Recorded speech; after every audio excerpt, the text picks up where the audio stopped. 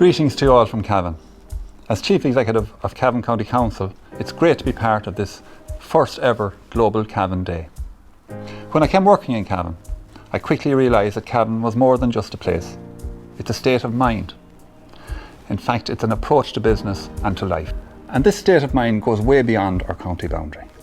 I've been lucky enough to witness the great work of our global Cavan family throughout the world and the great ambassadors they are for the county. But we must share this with everybody and we must strengthen our links with our global Cavan family. Our first Global Cavan Day was to be part of the Cavan Calling Festival in August this year. Unfortunately, this could not be. So now we are celebrating the spirit of Cavan virtually on the 26th of September. We want to build global connections with our Cavan family worldwide. These people are extremely important to our county. The Cavan diaspora is estimated at almost 1 million people. But there are hundreds of thousands of others who share an affinity for the county, whether it's through culture, through business, through friendship, through visiting the county, or any other means. These people also form part of our global Cavan family.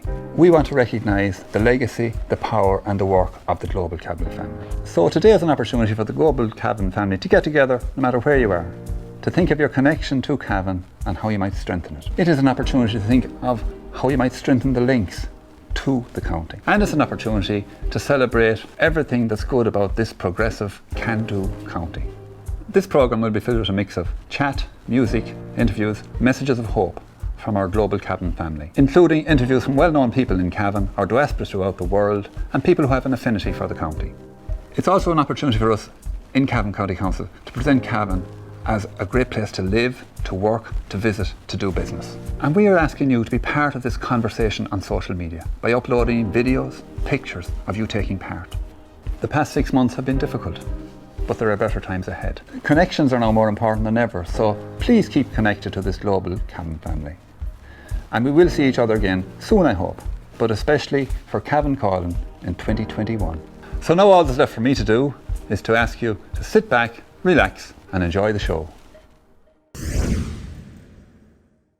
Welcome to Cavan Day 2020. I'm Louise O'Reilly and we're coming to you live from the Town Hall in Cavan to celebrate all things from the Breffni County and its people. So grab a cuppa, get settled in and join me as I chat to some of Cavan's most inspiring people making an impact both here at home and around the world. Get involved in social media, send us your Cavan stories, throw on the blue and white jersey and send us a selfie, all using the hashtag Cavan Day. Let's celebrate our global Cavan family together.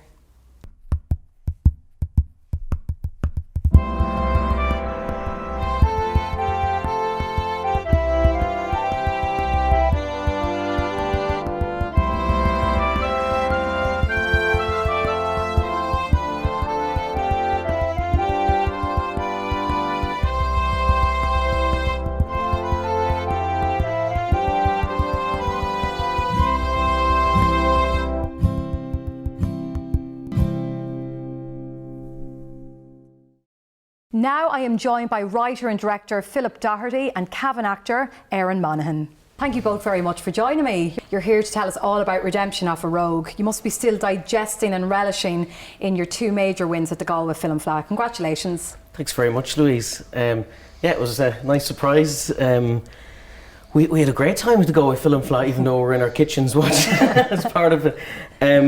It was a big achievement, I think, for us to get the film into the Fleadh in the first place. Then to win Best First Feature and Best Irish Film, I don't know, it was a shock, but it felt great. It was lots of celebrations. Big awards to win. The film was shot on location around Cavan, but how important was it to, shoot in Cavan and showcase your county? Yeah, I guess, I don't think this film could have happened anywhere else, only in Cavan. It couldn't have been made anywhere else. And I think, even though it was shot around 18 months ago in Swanland Bar and Cavan as well, and different areas around the county, it feels like it was about 10 years in the making because For the last decade, I guess, there's been a network of artists working together, musicians, visual artists, set builders, designers, actors. So we've been making a lot of work. A lot of it was through the Gonzo Theatre, and then after that, the Town Hall, when the Gonzo sort of joined up with Transart. So there was this wonderful scene happening, and there was filmmakers involved, but we never... even though we made massive theatre shows of scale with like 150 performers, these ridiculously big shows, we never made a film. So that was kind of the main reason to make it, and Cavan County Council through the Arts Office supported that, and I guess we had to make something for screen to last forever, and that was the main reason, because of the amount of brilliant people working on the ground with the film. And yeah, and it's testament to all those people that were able to pull it off, because it wasn't an easy one to shoot. It was all under rain, or majority of the film. A producer's nightmare. There was scenes with crowds and fight scenes and animals and children's and choirs and sort of lavishly costumed dream sequences. So it was impossible to make normally, but because of the people in Cavan, I think it was the only way we could pull it off. So. Yeah. I don't know if it's okay to say, but there was a great film that I think has probably inspired Redemption of a Rogue. I remember, like, back in, was it 1990, the Playboys was shot in Red Hills, and that was a moment for me where it was like Hollywood came to Cavan. And I think you're right, yeah. Yeah, and I think for me it was like, oh, it might be possible to be an actor, or for these things to actually happen. So yeah, being on those sets, like whether it's Assassin's Creed or Love Hate or wherever it is, it's something stirred in me when I first was on that film set. My dad was an extra in it at one point, I'm sure half the time was as well. But yeah, and it was nice then to come back to Redemption of a Rogue, and there was another film finally been shot in Cavan as well. Choosing your cast obviously was very important. So Aaron, when Philip approached you to play the lead role in Prodigal Son, was it immediate yes? Were you happy to work with Philip? Instantly, yeah. It was the easiest yes I've ever had. Like, do you want to be involved? Like, when Philip was talking about the network of Cavan artists and stuff like that, a lot of my work has taken me away from Cavan a lot of the time. So I was watching the last 10 years of this explosion of the art scene, slightly jealously and kind of really proudly watching it from afar and wanting to be part of it. So yeah, the idea that he wanted to make a Cavan film, set it in Cavan, film it in Cavan, and meant that I got to spend time here. Yeah, instant. It was the easiest yes ever. Yeah. I absolutely loved it, but just for everybody watching at home, we're going to cut to a clip now of Redemption of a Rogue, so you can get a taste of what it was all about. Say something! Show me one meaningful act! Come on!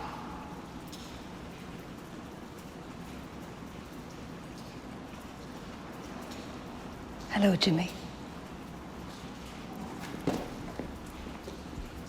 Jimmy,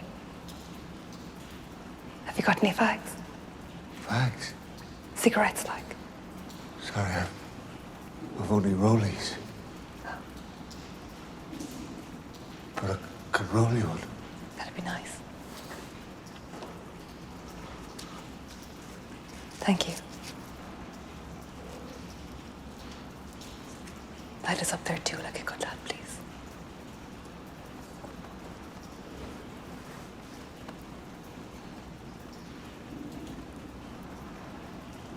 I've no light.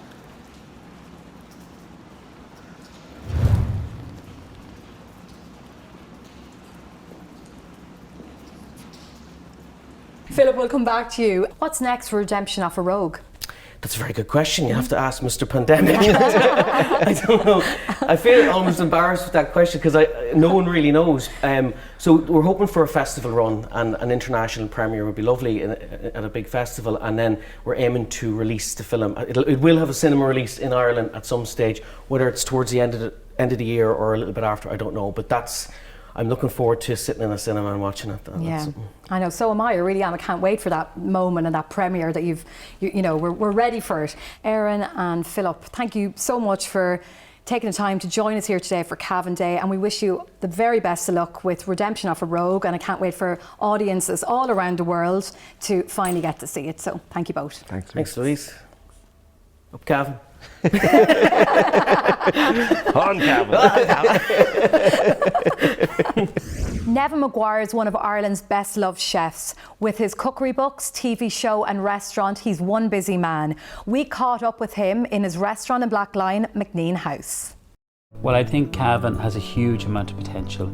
You know, I've always said that. I think we have an awful lot to offer. I go back to the outdoors, which is fantastic. There's a huge amount to discover and explore and see. I think it's unspoilt, it's not commercial. I think that's really important.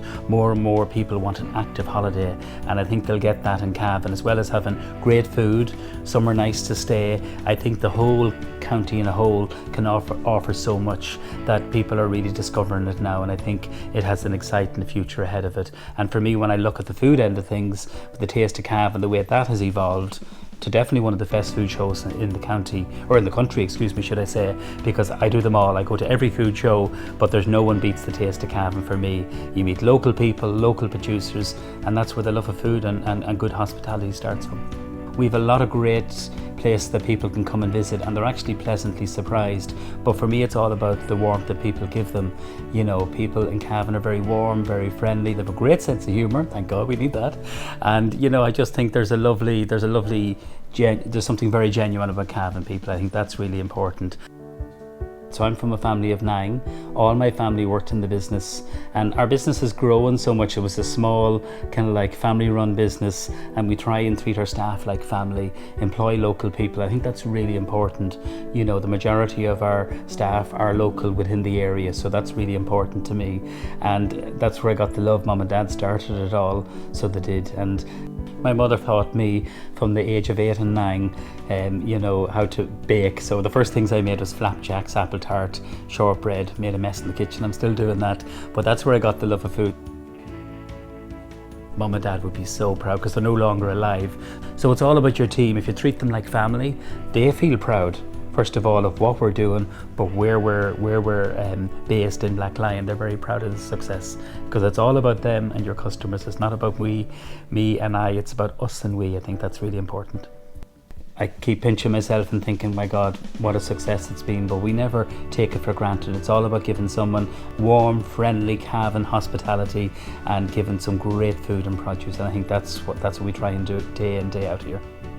But it's about a food experience for our guests, and people say, wow. Well, I met a 90-year-old woman before Christmas last year. I asked her, did she enjoy the meal? She said, Nevin, it was the best meal of my life. So when someone says that to me now, she did have 3 bottles of wine in her, but I'm only joking you. That was a lovely experience for me to hear that a 90-year-old woman said that was the best meal of her life.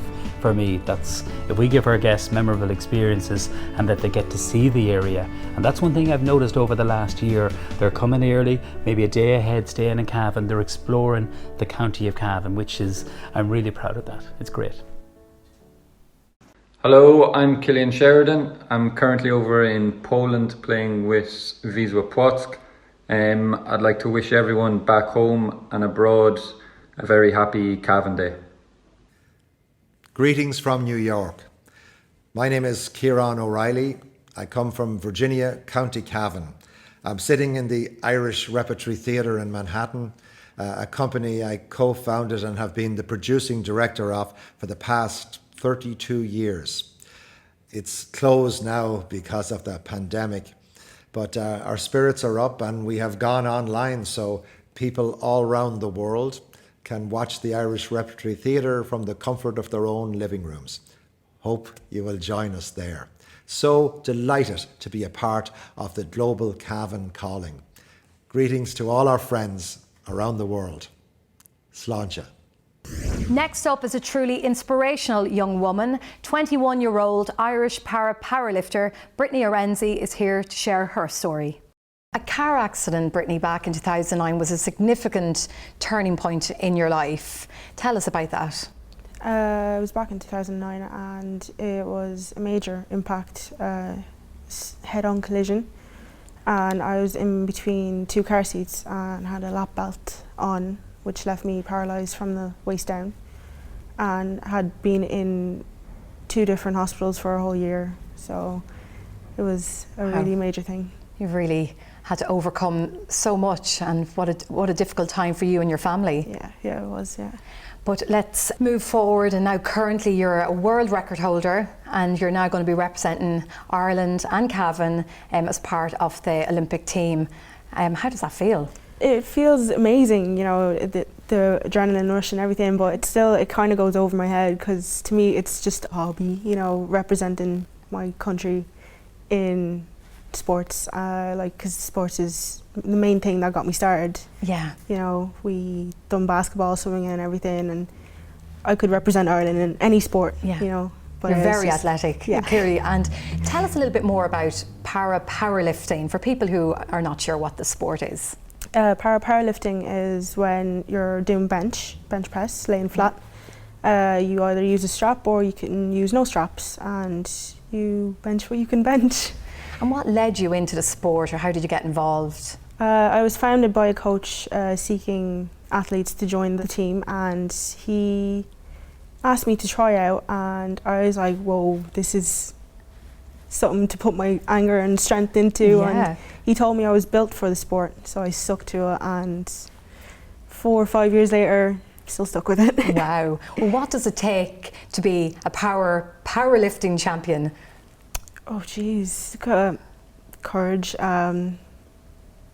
too many words. Like, you know, you have to love it, you have to stick with it, and even though there's battles and everything, you have to fight through everything.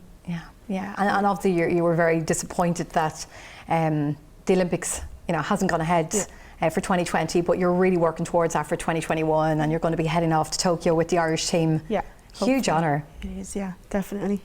You've overcome all the odds, but now what are you most excited about for your future, Brittany? Getting to see the world for my country, representing them, everyone, and, you know, making my parents proud, you know, and doing what I love, even though if it's a struggle or not, you know, I still love it. And just getting out there and show 'em who's boss. Well, Brittany, you're an inspirational young lady, and we wish you all the luck going forward in the future, and we look forward to following your journey, and thank you very much for taking the time to join us. Thank you for having me. Thank you.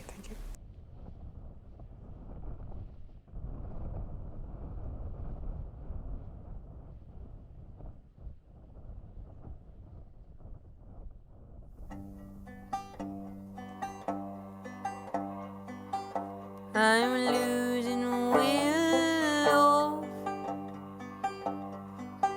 My hands are soft as cotton gloves. Machine has eaten up my job. My meaning, my cause. Machine with the strength of 100 men.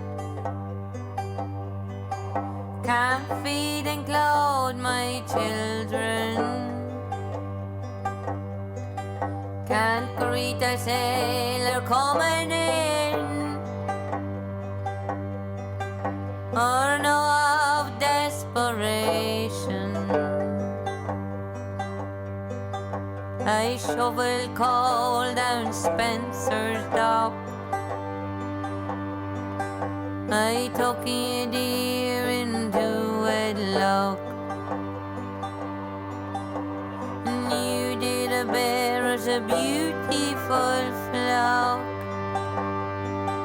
We've rocked the machine down on the docks. We've rocked the machine until it stops. Oh Lord, lift me, show me gold. And like heaven I will go.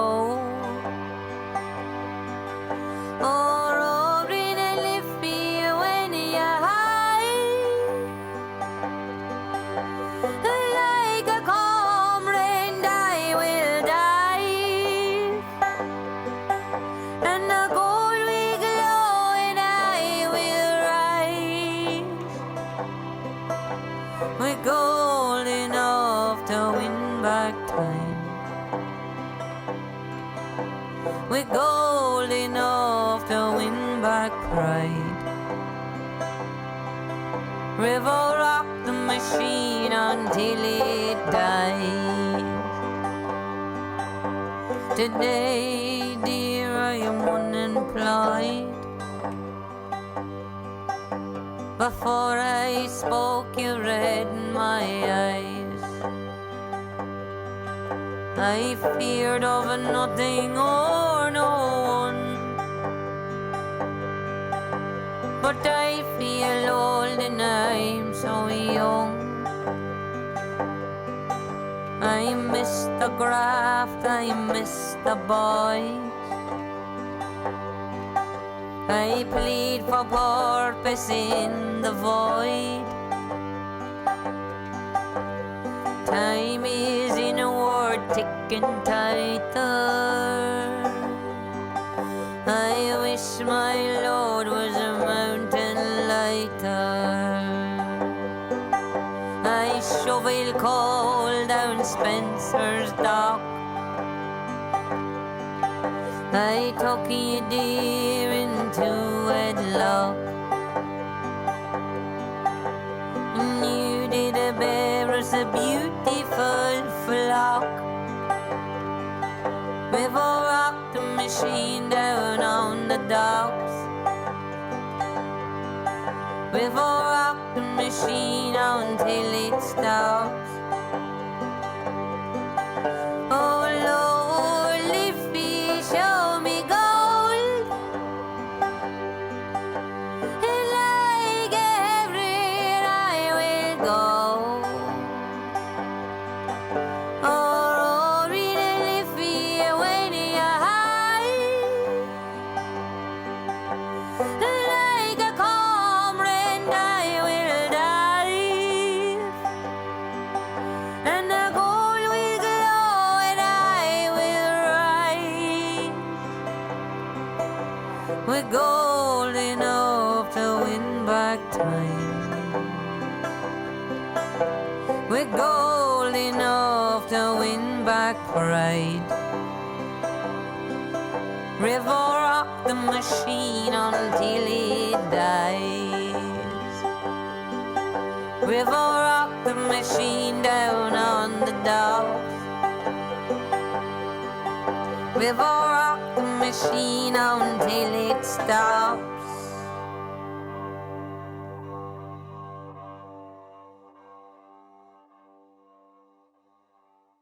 Hi everyone, it's Leanne Kiernan here. I'm just over here in from training from West Ham, and I just want to wish everybody a happy Cavan Day. I'm very proud to be from Cavan, and I hope you are too.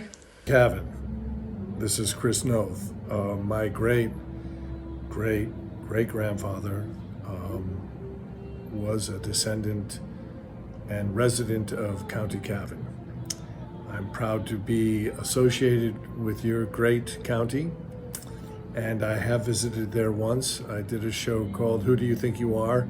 That traced my ancestors, which led directly to County Cavan. So I hope your celebration is grand, and I wish you all the best, and I'm proud to be a member in your esteemed elite community. Be well, and all my best wishes. Cavan famously has 365 lakes, one for every day of the year, making it a hotspot for those who love fishing. Up next, you're in for a treat as we have a poem read by actor and playwright Pádraig McIntyre. Scenes of enchantment in County Cavan. I oft times wonder why tourists wander to seaside places in search of thrills and miss the grandeur of Cavan rivers, her noble lakes and rolling hills.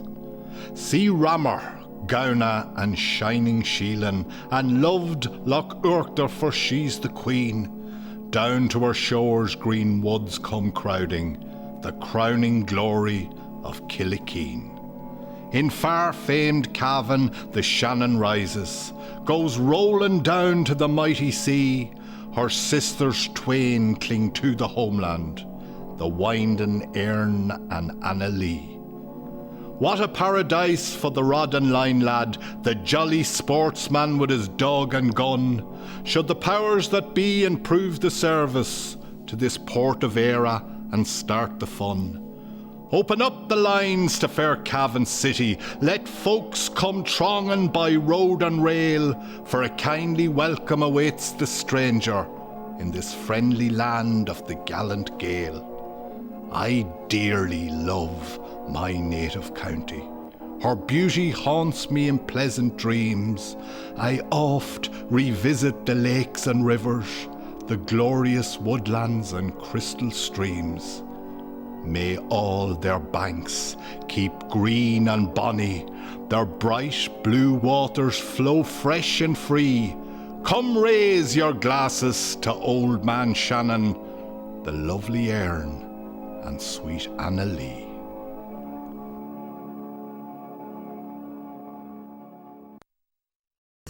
Entrepreneur and master chocolatier Anne Rudden now joins me to talk about her business, Anya Chocolates. Anne, thank you very much for joining me. Let's talk about Anya world famous chocolates, how it started and why chocolate. Well, from a very young age, I was always interested in chocolate. So from the age of 9, I was at home in my mother's kitchen, baking and working with chocolate. And when I graduated from college, I started to work in the chocolate industry, and that's where my passion was. And then I started Anya's Chocolates in 1999. Wow, so running a long, long time. So you're a master chocolatier. Yeah, a master chocolatier, and I suppose it's a craft, and chocolate is a very, very interesting product to work in. It's a little bit like coffee. There's so many different beans you can get for the chocolate, and that's what gives actual chocolate its flavour. So you can have chocolate with high cocoa, and the higher the cocoa, the better the chocolate is for you. And then you add your flavours and your milk powders then to start making your milk chocolate and white chocolate. Wow, you're making me want some right now. You sell your brand nationwide and worldwide. Tell us more. So from our factory in Stradone Village, which is 8 kilometres outside Cavan town. It's one of the nicest rural villages in Ireland, never mind about Cavan. But we produce various from our local Centra store to our stores in Cavan town, and also nationwide. We sell all over the world through our online business at chocolates.ie. But we also do own label for all the supermarket chains in Ireland, as well as Europe, Dubai, Russia, France, UK as well. Whoa, Anne, you're very, very busy. You've won many awards with your chocolates. Tell us about some of them. We've won 25 Great Taste Awards for our chocolates in the UK. This is a blind taste of all our products, and one year we won 9 gold medals. We've got best chocolate in Ireland for our 70% bar. We've won the IQ Awards, which is a really, really prestige supermarket award. We've also won the Blosna Hearn Award. Wow, and congratulations. Your chocolate is in such a competitive market. How do you make it so successful? Because they are handmade chocolates. Yeah, all our products are handmade. So from the very, very first day that I started the company in 1999, we still use the best of raw materials. We've a clean deck of ingredients. We hand make every single product in small batches. All our products are gluten free. We offer various different flavours, which gives a good flavour. We have a passionate and a wonderful team of people working in the business. They are all passionate what they do, including myself. And I suppose we're a small Irish handmade company producing a really, really premium product that's sold worldwide. And you're a proud Cavan woman, but what does it mean to have such a successful Cavan business on the world stage? Well, for me, where my factory is based in my home village where I grew up, and I moved back there 13 years ago, and I am so proud to have Made in Cavan on my chocolate brand. It's very emotional for me because from a very, very young age, I always said I would have my business in my home village. So I'm absolutely delighted, and it's great to have local Cavan people, you know, work in the business and to put Stradone Village on the map worldwide. It's a fantastic story. Finally, Anne, what is next for Anya Chocolates? At the moment, we're rebranding our product. We're launching a new website, and we are just after doing a really big deal with a really prestige supermarket chain in the UK, and we're launching later in the year. Wow, very exciting stuff ahead for Anya Chocolates.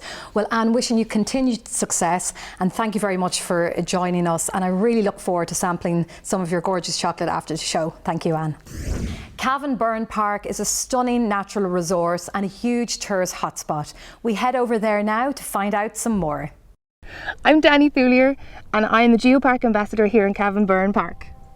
Well, basically we're here in the Cavan Burn Park, just outside Blacklion, County Cavan, and at the moment we're up at the Tullygobbin tomb, and this is basically where An Gobán Saor, the master craftsman of Ireland, is interred. And just behind you as well, there is the tomb where his son is reputedly buried, and behind the tomb of Gobán Saor is where his wife was reputedly interred as well. So a geopark, it's basically being part of the geopark means that you have a place that is of massive importance, cultural and heritage. So it kind of tells the story itself that the burn is so special and so important.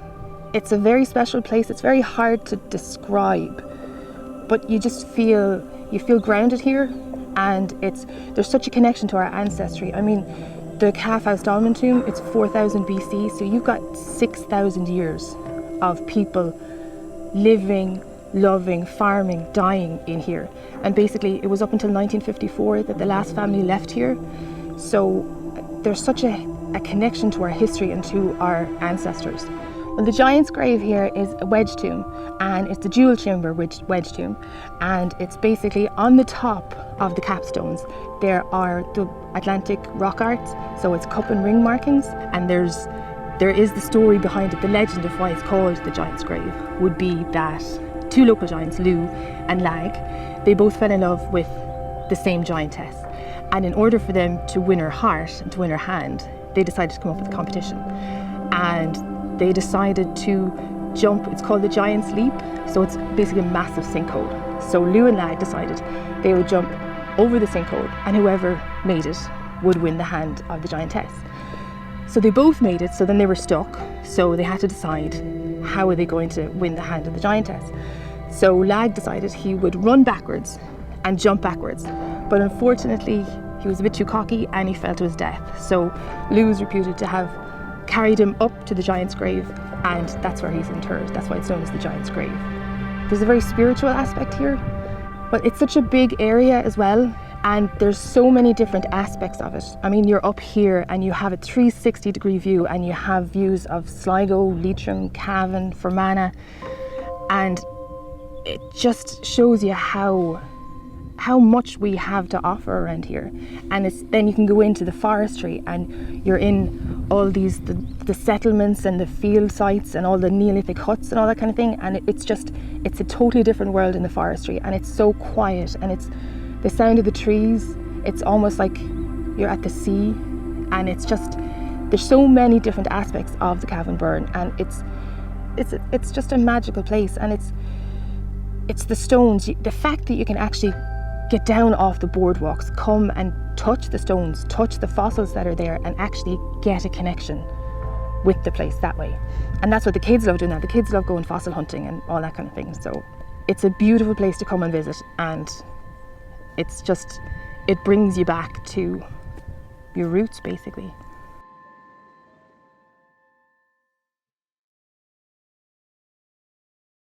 Hello all, and happy Cavan Day.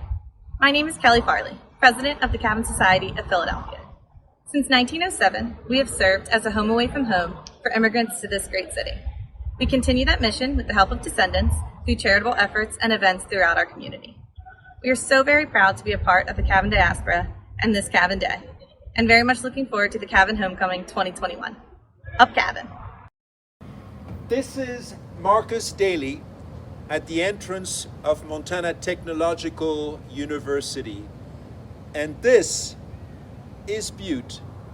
In many ways, is creation, a fascinating city in one of the most successful mining area in the history of mining. Marcus Daly was from Croshalloch, County Cavan. He was immensely brilliant. He had limitless energy. I am Father Patrick Beretta, chaplain at Montana Technological University and parish priest at St. Patrick and Immaculate Conception parishes here in Butte. And so from Butte, America, we send our greetings to Cavan and to the Cavan people spread throughout the whole world for the occasion of Cavan Day 2020. Up next is Irish comedian and TV presenter Cavan McGahern. Cavan, you're very welcome. Thanks very much, Louise. Thanks for joining me here for Cavan Day. It's a pleasure. So Cavan, you grew up in the beautiful Lochgowna. I did. Somewhere you're very proud to be from. But how did you make the transition from country life to comedy life? I was fortunate enough to be in Dublin when the recession hit, and I noticed a lot of people were losing their jobs, so I thought it was a perfect time to quit, because there wasn't that much pressure to be working. So that was it. I became a comedian, went on the dole, and I just sort of kind of a hobby that became a job, really. Yeah. A good job. A good job. I was working in the International Bar, which is kind of where comedy started in Ireland. So it was probably a good place. It was a bit like Carl Spain said it. I was like Matt Damon in Good Will Hunting. Yeah. You know Matt Damon, he's a janitor. Yeah. He was a genius at maths, and he could have worked in any school, and he chose to work in like MIT, like the biggest math school. So I became a barman in the best comedy bar. Well, comedy's opened many doors for you, but you always kind of like to get that element of Cavanness into your work, the fact that you're from Cavan. I suppose it's a funny county. Like, it's one thing you notice when you go abroad is that most Irish people are very, very funny, and most Cavan people are very, very funny. Like, my dad has a great sense of humour, so the bar is quite high. And especially when you're a culture in Dublin, you do have a slightly skewed view in the world. You've many career highlights, including host of RTÉ's Republic of Telly, a regular cast member on the successful Irish show Hardy Bucks, and your documentaries Fast and Furious and Cavan McGahern's America. So lots of work there that you must be really proud of. Let's talk about the film No Party for Billy Burns, which you starred in, and recent film Redemption of a Rogue. Both films documenting the beauty of Cavan, and obviously a lot of it was filmed around your locality. Yeah, I suppose between myself, Porrick and Philip, we have an amazing appreciation of where we're from, both, as you said, the beauty of the area and the humour. Like, I know myself and Porrick we got hours of crack just imitating people from home and just finding odd little things that are unique to our area. So it was so rewarding to be able to put that into a film, to show other people what we found fascinating about where we're from. You know, when people around the world looking at these films, does it really highlight what Cavan is and the landscape? Yeah, because it's not something that's put on. When you think of Irish film, I suppose you think of the West a lot. You think of the sea and the cliffs of Moher and stuff like that. You don't necessarily think of the Midlands. Like, a huge influence on us would have been The Butcher Boy. To see those voices and to see that humour and the landscape on film just blew my mind. Because I was obsessed with film as a kid, and to see Cavan and Monaghan in a film was magical. Yeah. Do you think, I suppose, being from Cavan contributes to your stand-up and your shows? I've seen you at Electric Picnic and on many stages, and I'm always proud saying, he's from Cavan. Great. Yeah, I always had a lot of pride as where I was from. Like, we grew up, fishing in lakes and running through fields, and you're surrounded by nature the whole time, and I had a great experience. I had a great childhood growing up in Gowna, Luxury, really, Yeah. that people don't realise. No. Look, you've been really busy over the last while, but what's next for you, Kevin? What's going to be happening going forward? Any new stand-up kind of material coming? I don't know. Like, I mean, with COVID, I just sort of decided to put stand-up on hold and just focus on other things, and it's been great. Like, having limitations is a great way to work. Like, I had no limitations last year, and I was doing feck all. But I've been busier this year than I have last year, so yeah, more TV, hopefully more film. Yeah. Kevin, thanks a million for taking the time to join us for Cavan Day, and it's been an absolute pleasure. Thank you. Louise. Joining me on our GAA panel is Mickey Graham, former Cavan County player and current senior county manager, NASA Bird Cavan Ladies captain, and 5-time world handball champion Paul Brady. You're all very welcome. Mickey, we'll start with you first. Explain to us the feeling and pride of wearing the county jersey.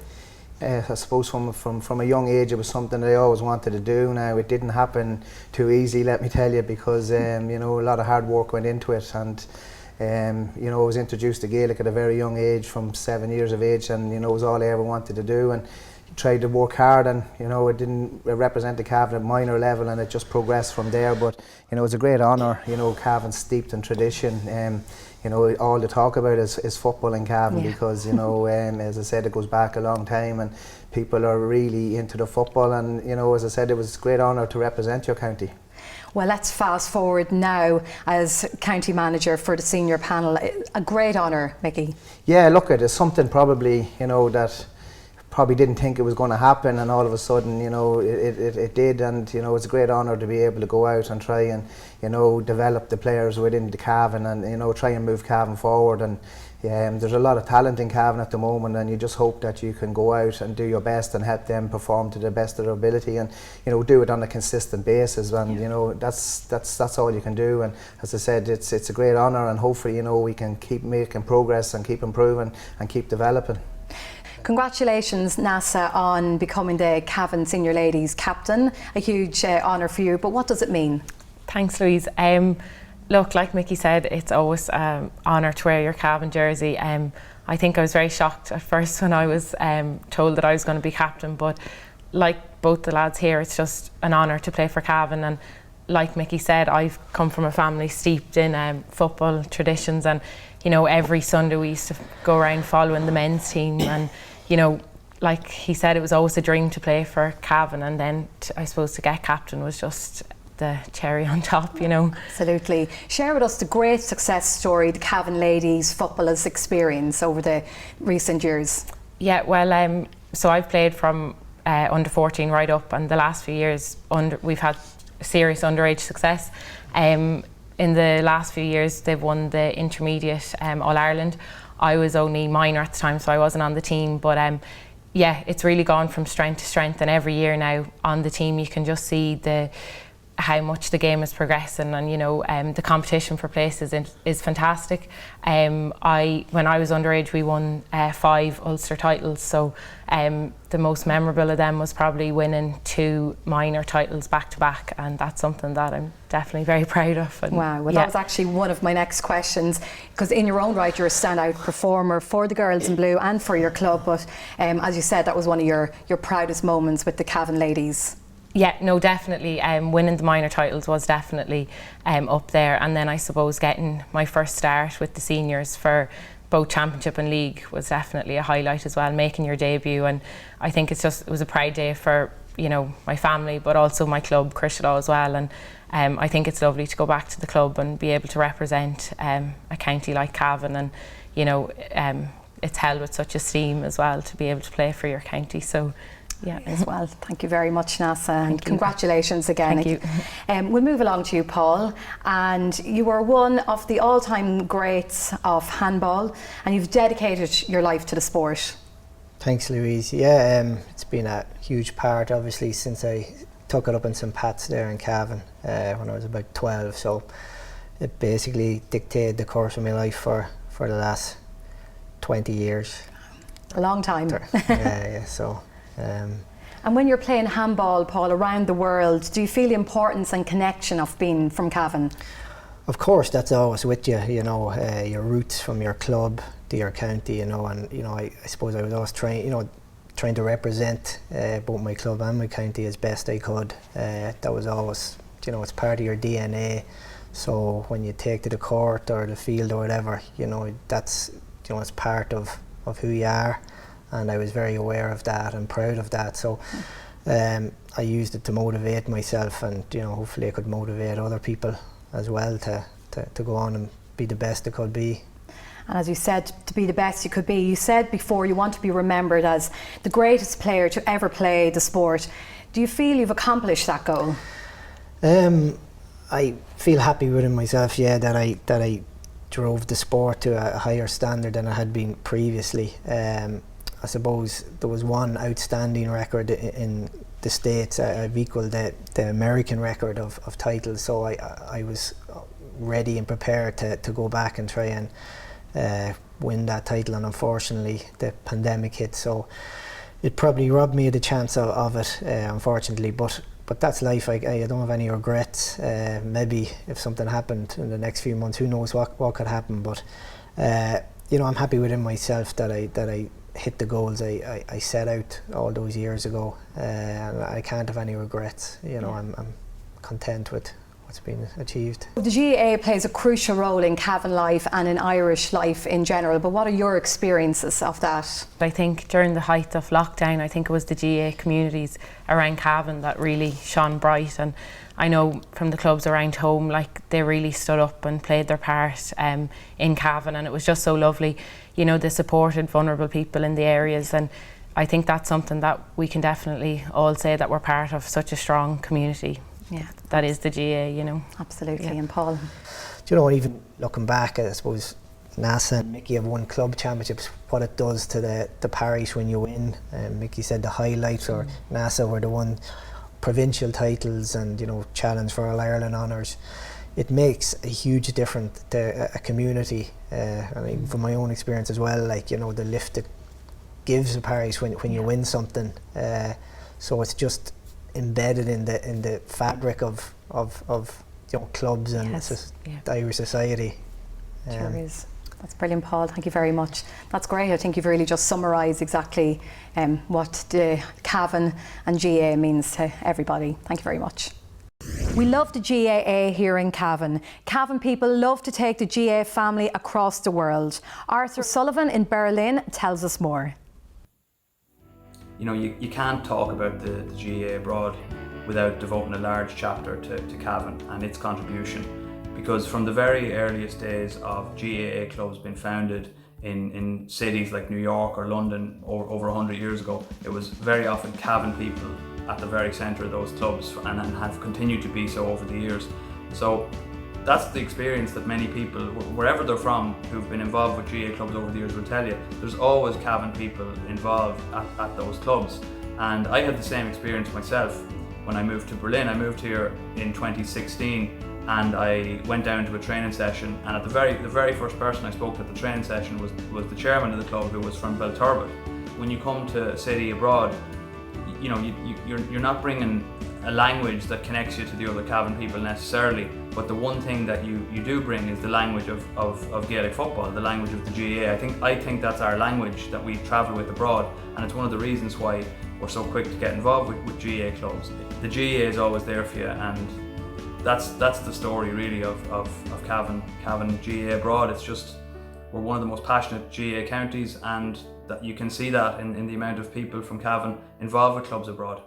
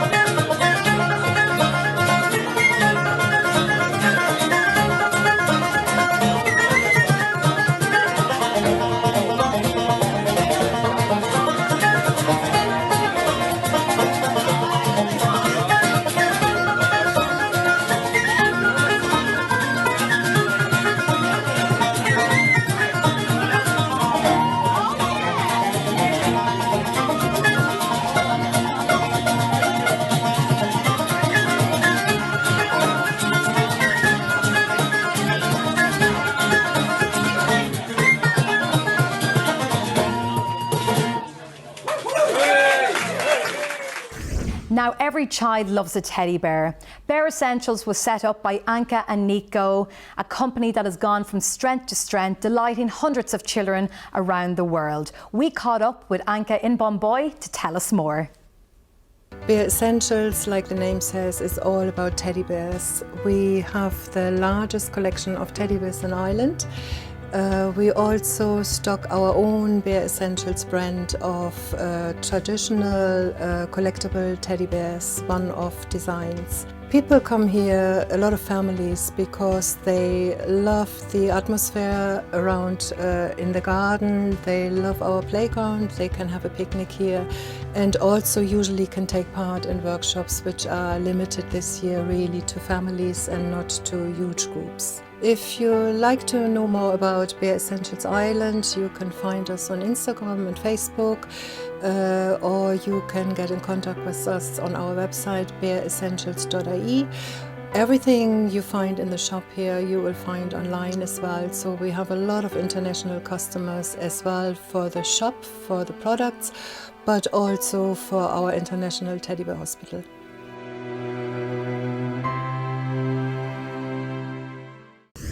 Cavan people have travelled far and wide over the years, creating a large global family.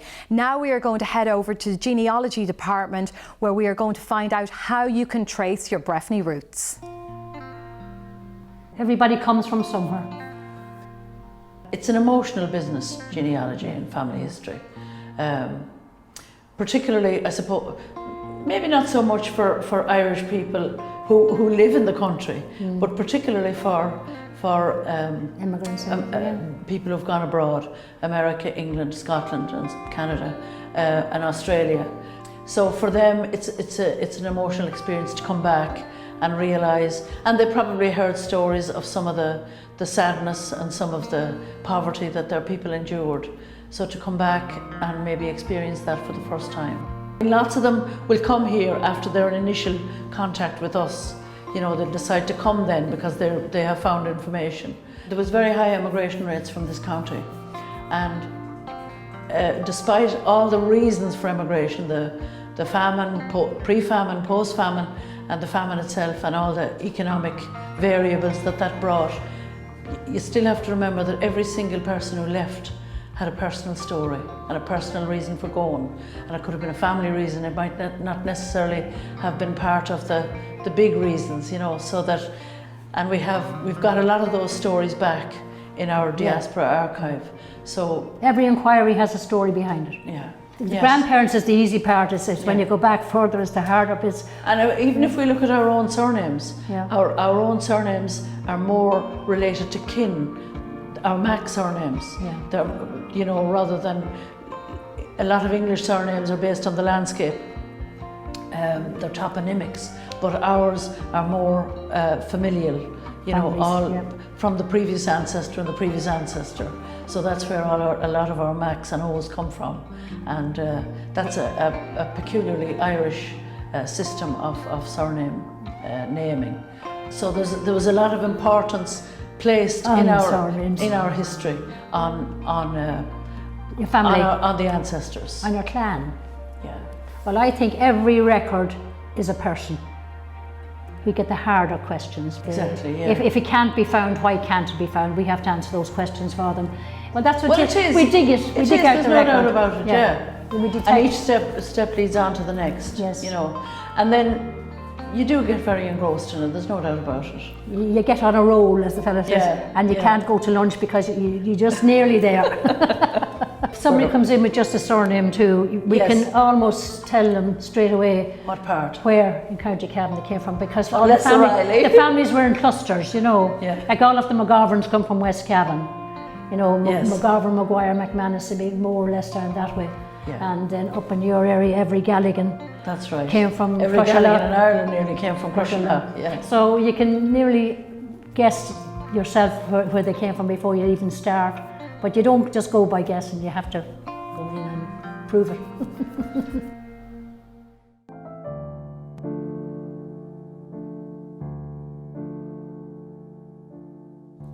This Golden Way is known locally as the Line.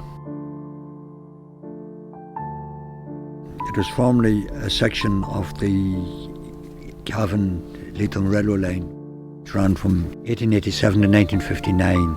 I could say that I was part of railway history in that I vaguely remember a journey on the line as a very young child when I went to Ballyconnell on probably one of the train's last visits. The heritage of the railway is preserved along the Golden Way to varying degrees in the original Bourne Road Station House, the Good Shed and the Killamority Level Crossing Gatehouse. It was converted into a road in the early 60s. A few surviving iron gates are also reminders of the line's influence on the landscape in the past. The general history of the Cavan Leitrim line is well documented in print, in photographs and on film. Our beautiful walk alongside Templeport Lake Sanctuary is very peaceful, where one can get lost in their thoughts and mind. It's a walk made for one's soul, and one can amble slowly along, listening to the sounds of nature.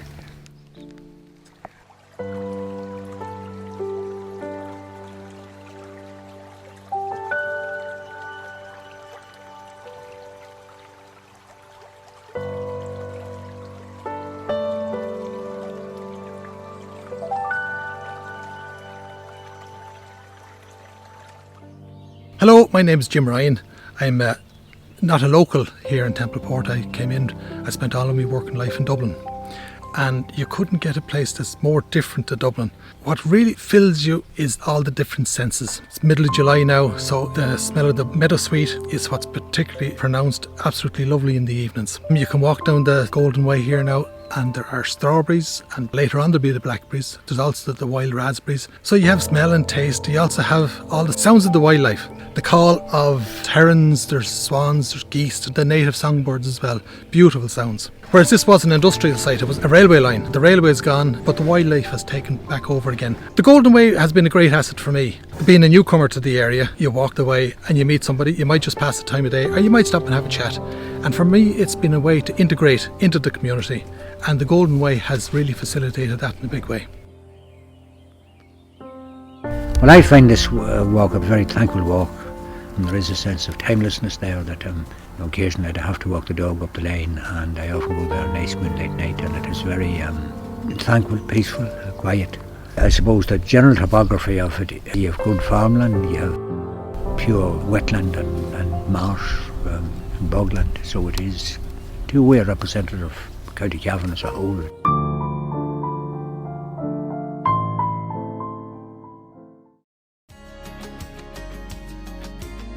Good afternoon to all my good friends in Cavan from Sydney, Australia. My name is Terry Brady. My grandparents came from Bourne in County Cavan, and so it's really wonderful to be able to congratulate you all on this special occasion. I actually have with me the little dish that some of my relatives gave me in Bourne from the timbers out in St Mogues Island. But I hope you people are all coping in this very challenging time with the pandemic we've got on at present. We're always so grateful, I'm very grateful, my family, to our Cavan heritage. Every blessing and all the best for these days. Thank you. Hey, my name is Paddy Riley from Castlerahan, home of the current senior champions. I'd just like to say hello to all my family in Castlerahan, all my friends in Ballyjane and stuff, Castlerahan, Virginia, all over Cavan, and anybody all over the world, Miami, Utrecht and Holland. And unfortunately I haven't made it over this year yet, doesn't look like I will, but I'm sure we'll all get together next year, and that you all stay safe over there. See you soon. Thank you. I'm delighted to be joined by Cavan's music queen, Cathy Durkin. Thank you so much for joining me for Cavan Day. Thank you, and it's always a pleasure to speak to you anyway. You're very welcome. Cathy, you are part of the heart and fabric of Cavan music. Tell us a little bit about your career to date, and maybe delve a little bit into your roots and how it all began for you. Well, I'm from a little village called Butlish Bridge in just outside of Cavan town, and my father, Eugene Leddy, he had a great dance band on the road for, I think he was probably 30 years on the road with a Cayley band. So my roots would have started with Irish music and learning how to sing the Irish songs, and I actually played a little bit of the piano accordion when I started off as well first. So I learned at school the tin whistle, you know, the usual things. You learn at school the tin whistle and the piano, and of course I never was perfect at any of them great, but I was still able to play the piano accordion a little bit. So that's where I started. My music would be sort of, I would have to say, thanks to my late dad, Eugene Leddy, and I sort of tried to carry on the music, but it's mostly Irish music, yeah. The tradition. And for you, you said to us it started quite later on in life when you actually got involved in music and when Cathy Durkin really started to make her name. Reason being, my first child, when he was born, he was very sick and he was in Crumlin for 3 years, and I didn't do anything about the music, but I think I was 32 when I started to sing, but I was singing from I was about 4 or 5, but I never did anything about it. I was singing it maybe at funerals, at weddings. I'd get up and sing a song at a party, but that was it. So it was when I was 32, and I joined a band in here. It was a 3-piece: Tommy Kenny, Howard Lowry, and myself. And it was at a show in the Kilmore where there was RTE were doing an out and about program to represent the county, and had all the different people singing and telling stories about Cavan and how wonderful Cavan was. So I appeared on the show, and I got a record company. There were 3 different record companies contacted me to give me a record deal. So I really didn't know anything about the music at all, but I went in headlong, knee deep in it. But anyway. And the rest is history. And the rest is history. So that great success across the globe, but all over America, you've travelled with your band, and as you're saying, Irish music so special and such a huge part of, you know, the Irish heritage, taking these songs to America. Absolutely, and you couldn't believe, I mean, America, there's so many Irish in America. We don't realise how many Irish there are out there, and they never forgot where they came from, and they just love to hear the Irish songs. Cathy, I could talk and talk to you all day. You've so many things to share with us about, I suppose, your time performing all around the world and bringing Cavan, your Cavan uniqueness with you everywhere you go. But thank you so much for taking time to join us on Cavan Day and share your incredible story. Thank you. Well, thank you. And as I said, the song that I'm going to sing that I'm going to perform is one called "Come Back, Paddy Riley," a great Cavan song written by Percy French, and I know the people will love that. And if you're all listening out there, don't forget to come back to Cavan next year. That's lovely. Thank you so much, Cathy. Thank you.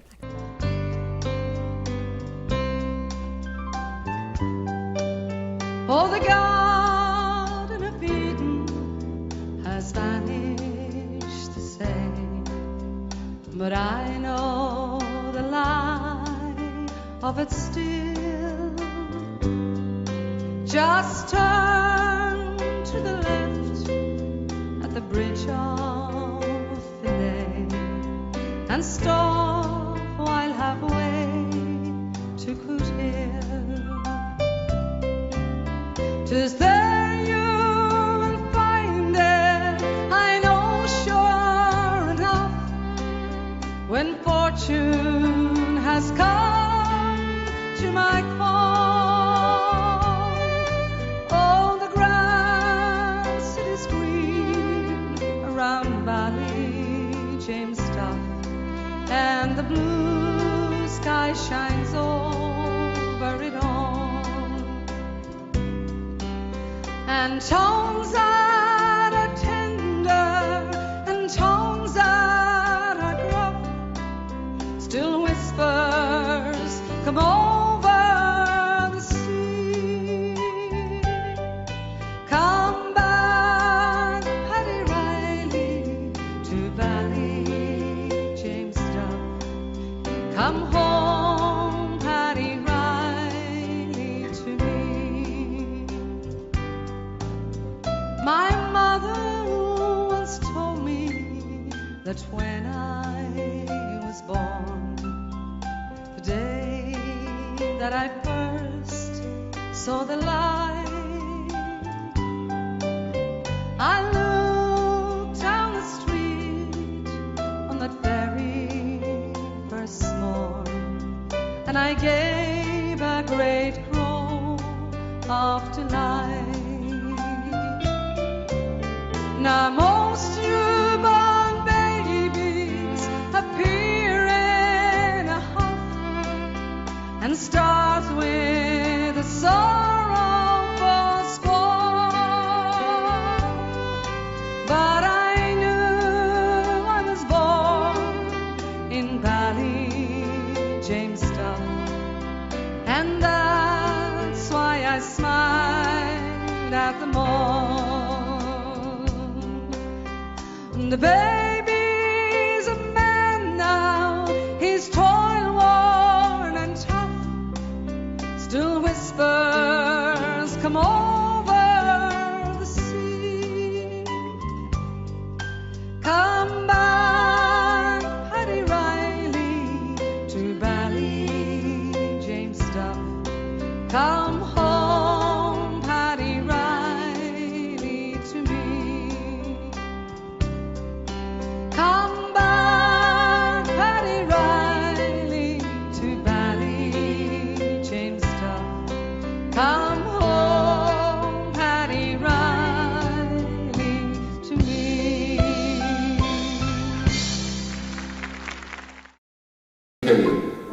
To our Cavan friends and natives wherever you are in the world, we especially send our regards today to all of the Killians all over the globe, and to our wonderful German friends in Kurdiak and in Würzburg, we send our fond regards.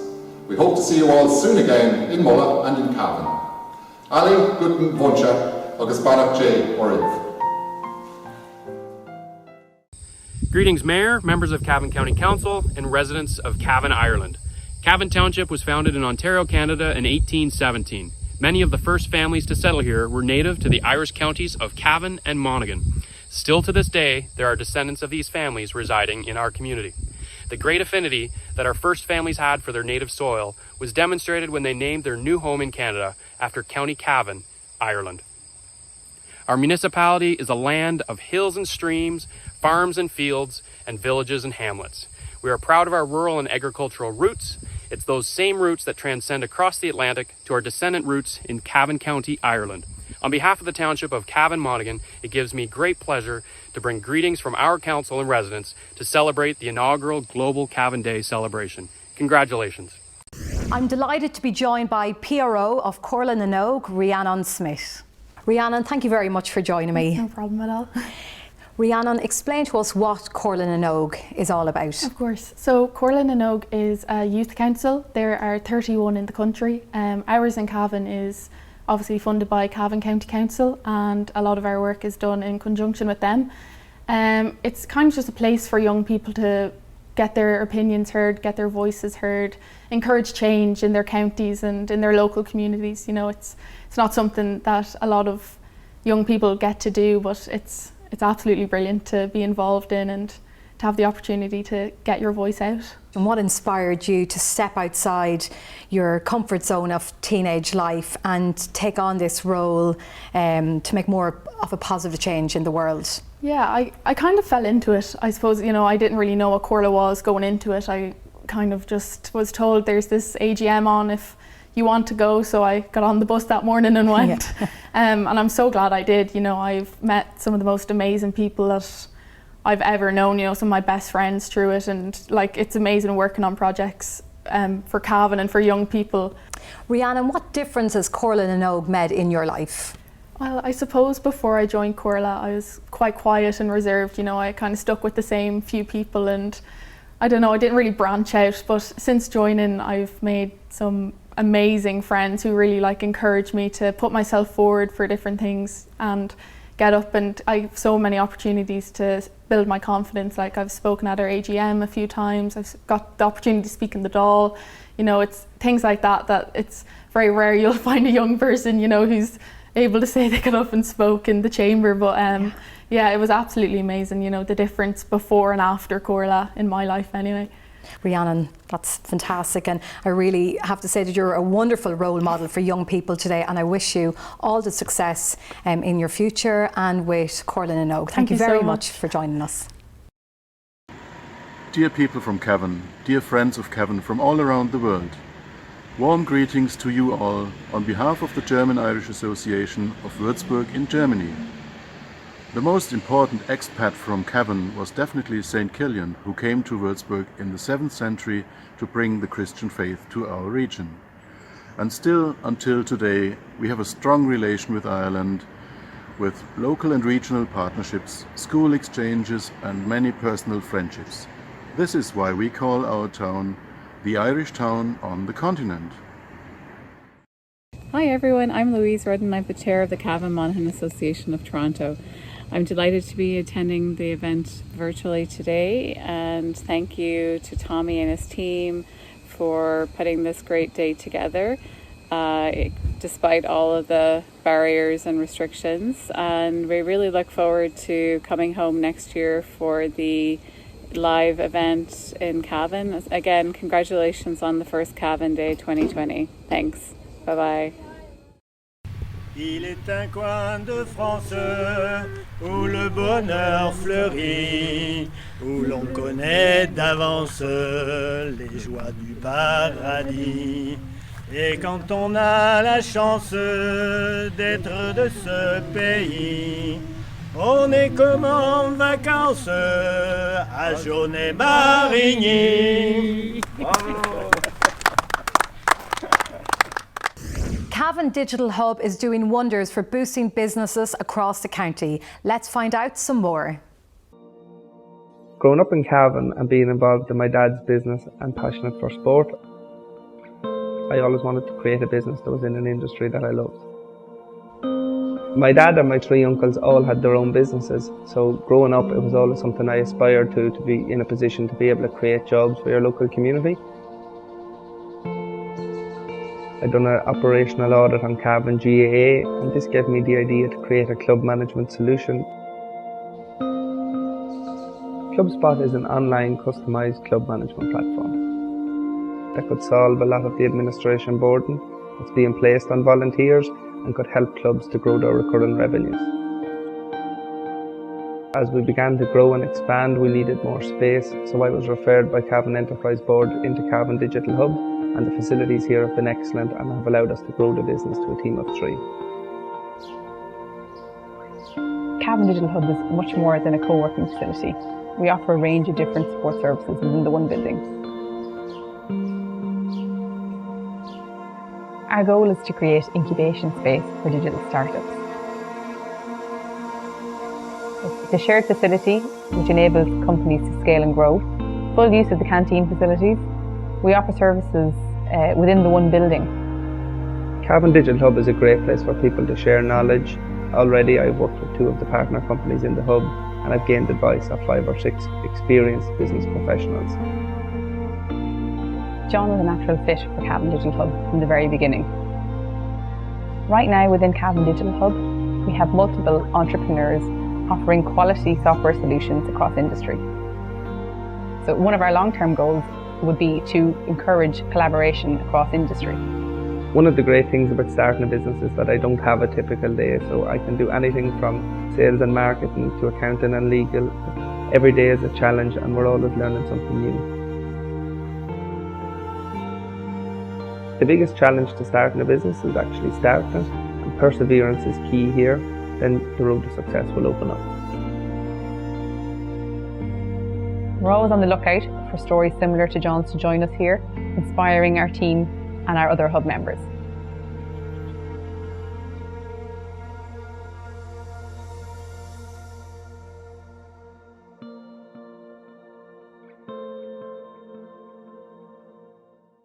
Guten Tag, hello Cavan. I was 19 years old when I left Ballyhaise 29 years ago to live in Germany. I was in awe with the culture, history and the hospitality of the German people. Learning German was my first accomplishment, and this year I was elected councillor in my hometown of Cornock, where I live with my husband, Volker, and 2 children, Lisa and Killian. I look forward to Cavan Calling in 2021, to meeting more Cavan diaspora and hearing your story. I wish all Cavan people around the world a happy Global Cavan Day.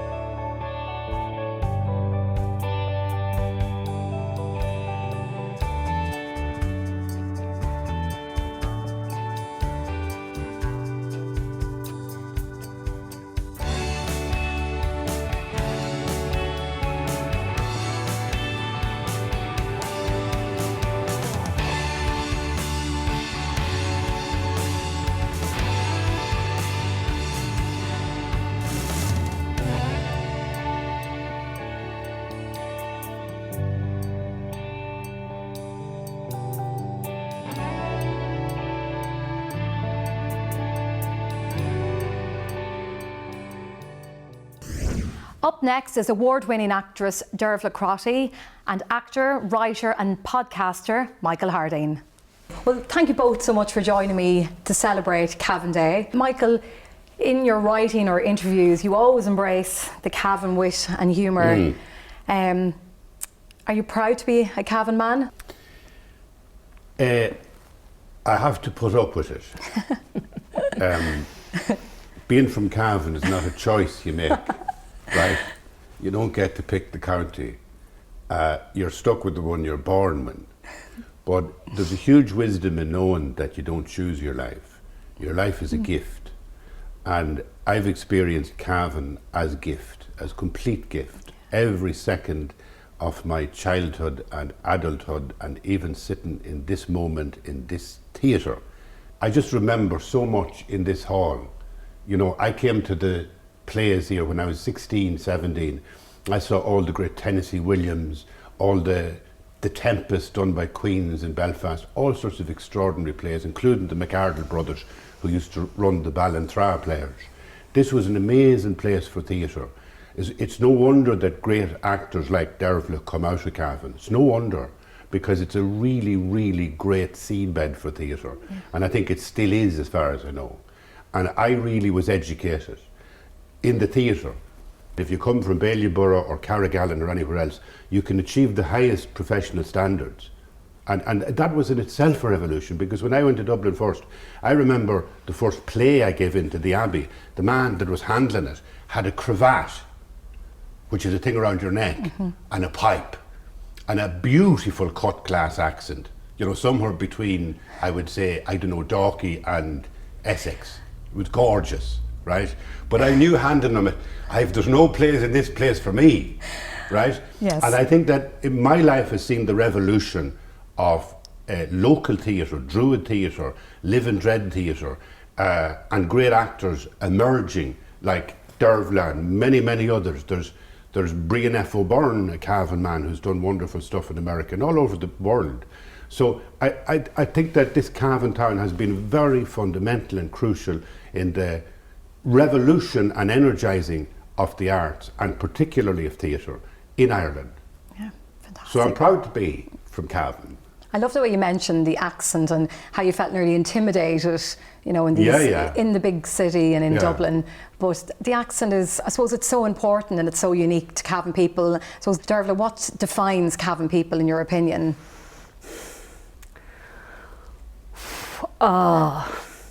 You know, you might say an openness and a closeness at the same time, or a great old dry wit. I think there's an economy, at least when you first meet people. You don't get an awful lot out of them.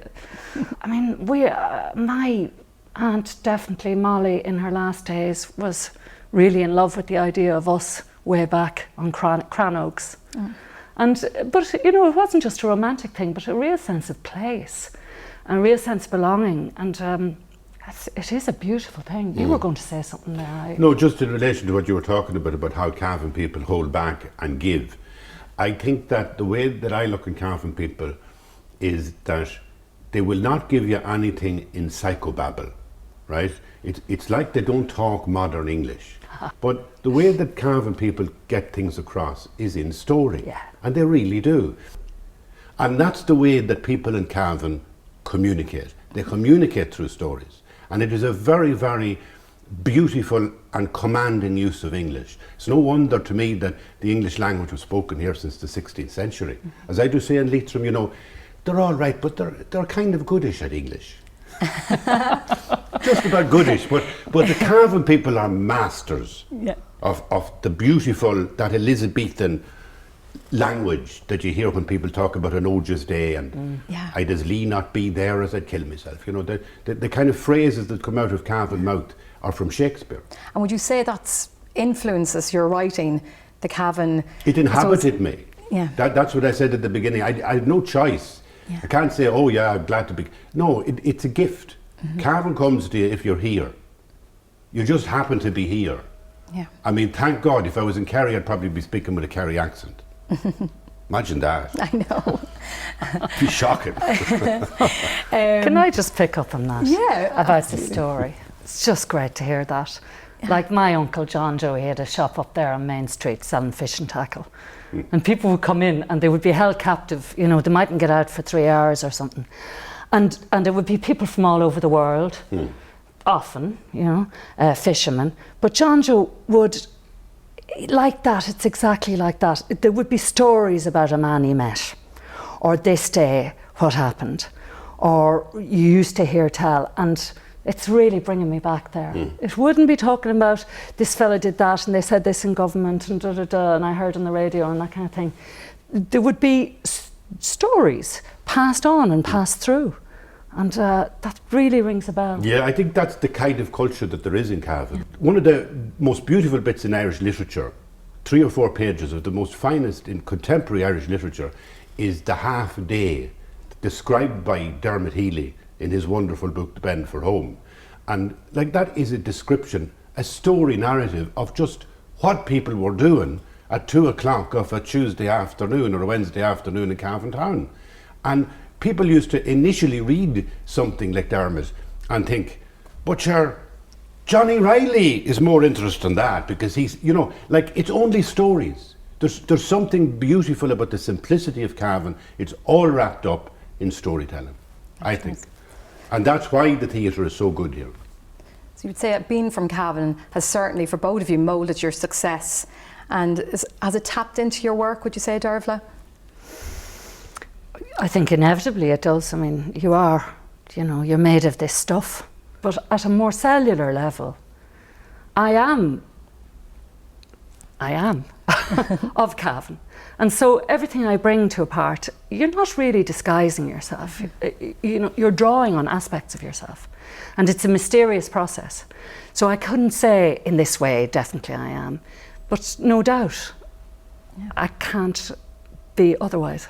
So yes, to say again, it's when you're here that you encounter it. And when you're abroad, you're all maybe playing kind of a version of yourself. I found that when I was abroad, and that's why I wanted to come back to Ireland, I think, was that I started to feel that the version of myself was taking over whatever the true self is. And so when I come back into to walk the roads of Cavan and encounter people on those roads. I find that very interesting what you just said there. It really is. Would you feel like that, Michael? I would, yeah. I would totally agree that, you know, there's a level of how you can engage with people in Cavan that is almost like a release from the asphyxiated neurosis that grips you when you're in urban places, right? One of the big things in Cavan is the lake. There's water in Cavan, right? There's an awful lot of water in Cavan. There's the Erne. There's the Shannon starts in Cavan. But there's this huge amount of, you know, 300 or 5,000 lakes or whatever they say it is today. It's a different number each day, by the way. But is it decreasing or it goes increasing? Up and down, depending on people's emotional exuberance. Right? And these lakes, as you know, are full of water, and water is the eternal, universal, all-cultural symbol of the other world, right? It is what we are made of, it's what we baptize ourselves with, it's what we wash the dead with. The water is the power of the spirit. And when you're living with that much water, you're nearly walking in a spirit world as well as the ordinary material world. And I think that that hugely affects people in Cavan. It gives them a sense of comfort. No matter what things are going on tragically in the world, there's a great sense that we only have a surface. There's other things beyond what we can see. And that in some sense we are being mothered, because again that's a great sense that water mothers you and minds you. And I think that the great poet of that was Tom McIntyre. McIntyre was an extraordinary poet. He was just so extraordinary. I remember the last reading he gave in Ballyburgh about 7 or 8 years before he died, and it was full. So there's a powerful sense of the poetry of the other world that you get in Cavan writers and in Cavan performers. And I think that when you ask Dervla then, you know, what makes her Cavan on stage, I would suggest to you it's not rhythm or accent or those things, but it's a sense that in the theatre, as Peter Brook said, it's about the invisible made visible. We don't really want to see sociology on stage, and we don't even want to see an actor. We want to see a ghost. We want to see the invisible made visible. And I think that the Cavan people who around the world have become great actors, from T.P. McKenna right up to Dervla, I think that's what they give you. A powerful sense of their own psychic spirit comes onto the stage when they step onto the stage. We've really delved in and dissected Cavan people. Would you say you come here and to celebrate Cavan Day with us? And I suppose we're all so proud to be from Cavan in so many different shapes and forms. But you know, it's been a pleasure speaking to both of you and hearing your interesting takes on it. And I suppose a little bit of a step away from what you actually do on the stage and in your writing. But it's great to have you here with us, Dervla Crotty and Michael Harding. Thank you so much for celebrating Cavan Day, and I wish you the best of luck going forward. Thank you very much. Thank you. Pleasure. Thank you. Combining the incredible talents of traditional Irish musicians Martin Donoghue and Aoife Murray alongside visual artist Alan James Burns, this is Molly Bon.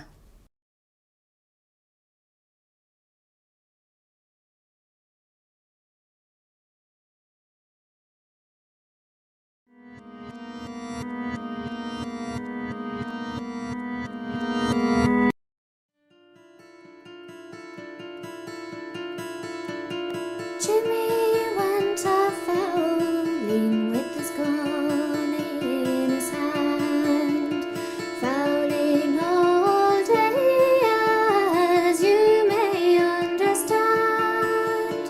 His sweetheart been out walking, he took her for a swan, and he shot his Molly Bon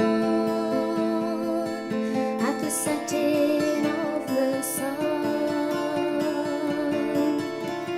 Jimmy went home with his gun in his hand, sad and broken hearted, as you may understand, saying, "Father, dearest father, you know what I have done. I've shot my Molly Bon at the setting of the sun." Then up and spoke his father, although his locks were grey, saying, "Son, dearest son, do you not think of going away? Stay in this country until your trial is o'er, and you never will be hanged at the setting of the sun."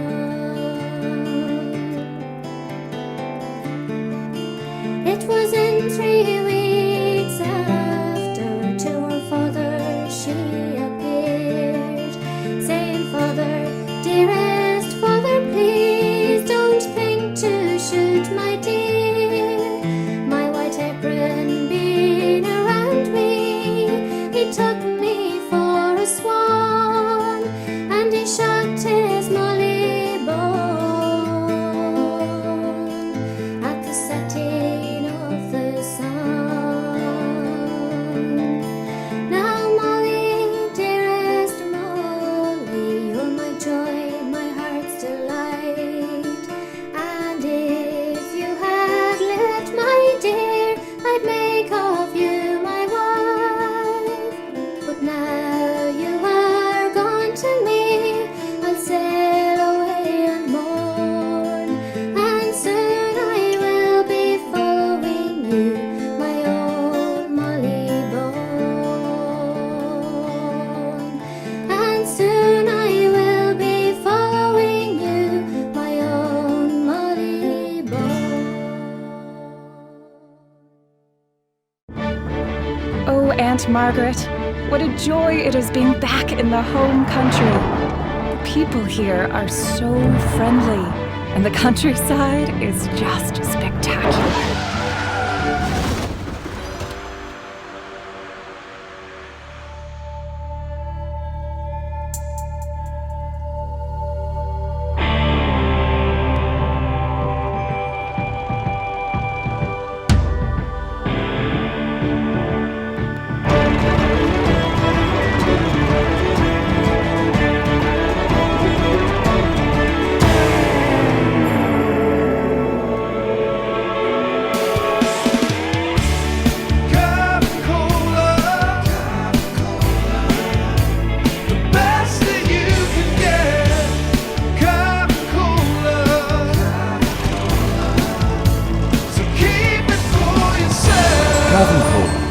good for yourself. And that's it. That's all we have time for. What a privilege it has been to bring Cavan Day virtually to you. Thank you to all our wonderful guests, to our crew, to Cavan County Council, and most importantly to you for watching at home and around the world. So it's goodbye from me and everyone here at Cavan Day.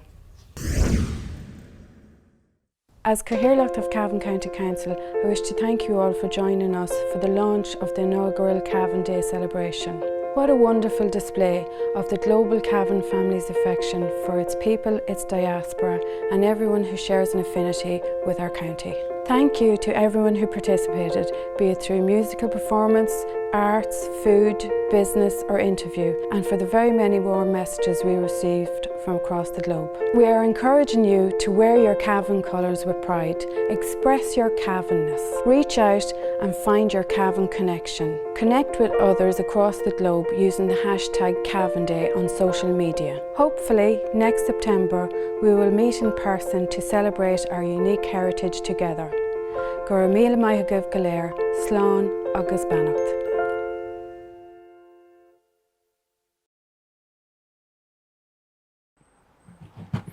As I walk the road from Killashandra, weary I sat down. For it's 12 long miles around the lake to get to Cavan town. Loch Uachtar and the road I go both seem beyond compare. For I curse the time it takes to reach my Cavan girl so fair. Oh, the autumn shades are on the leaves, the trees will soon be bare.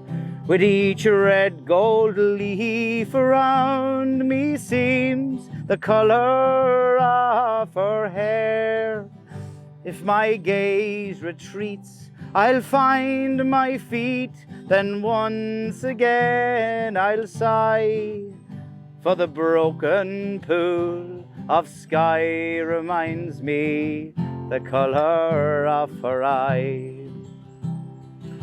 At the Cavan Cross, each Sunday morning, it's there she can be found. And she seems to have the eye of every boy and man in Cavan town. And if my luck shall hold, I'll have that summer golden of her smile. And to break the hearts of all them Cavan men, maybe she'll talk to me for a while. So next Sunday morning finds me homeward, Killashandra bound. I'll work the week till I return to court in Cavan town, and asked if she will be my bride, at least she'll not say no. So next Sunday morning I'll up and I'll rise myself, and back to her I'll go. La la la la la la la la.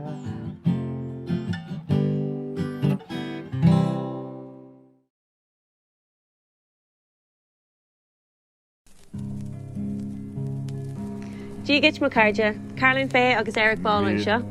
A big hello from Walton, New York in the foothills of the Catskills. We're speaking to you today from my creative hub, the Big Little Art Studio. We are very happy to be participating in this virtual celebration of Cavan Day. Let me show you around my new home of 3 years. We would like to build a relationship between Walton and Cavan by twinning our towns, by creating a gateway into each other's cultures and people. We look forward to seeing you on Cavan Day. With its quaint old-fashioned. Hi, my name is PJ Smith. I'm from Ballymacue. My adopted parish was Larry United, where I played my football as a youngster before coming to New York in 1981 with my brother Sean. I was joined a couple of years later with two other brothers, Seamus and Tommy. Tommy was our 1983 Senior Player of the Year. I have to give it to him. He was a class footballer. He was probably the best footballer out of the Smith household. I'm presently chairman of the Cavan Football Club here in New York. I've held that position for a number of years now. We are one of the oldest clubs here in New York. We're in existence for over 100 years. In the 80s and 90s, we've had 3 men's teams on the field in 1 year, joined in the 90s with a ladies football team. We've had our share of success. We've won championships, the last in 2016 in the men's, and our ladies won the championship last year. So I would ask if any young lassies or lads are coming out to New York that they would please contact the Cavan Football Club before, they would maybe wander away to some other club. Sometimes during the year we struggled with our number of players. I would like to also mention that my father was a proud Cavan man. He came from Lavey. I'm married to a girl from Ballybor. Her name's Kit Farley. I have 3 lovely kids, Peter, Stephen and Megan. We're all very involved in some way or other with the Cavan Club. I would like to say hello to my family out there, the Lionses, the Kellys, the Smiths, and I hope everybody is doing well over there, and I wish Cavan the best of luck, and hopefully we get to see us all over there soon after this pandemic is over. So we'll keep the flag over here in New York flying, the colour blue and white, and hope to see us all soon. Thank you. Hello, Cavan from Vancouver, BC in Canada. I just want to say hello to all my friends and family in Cavan, particularly the McDermotts and Amelia and Finn Encore.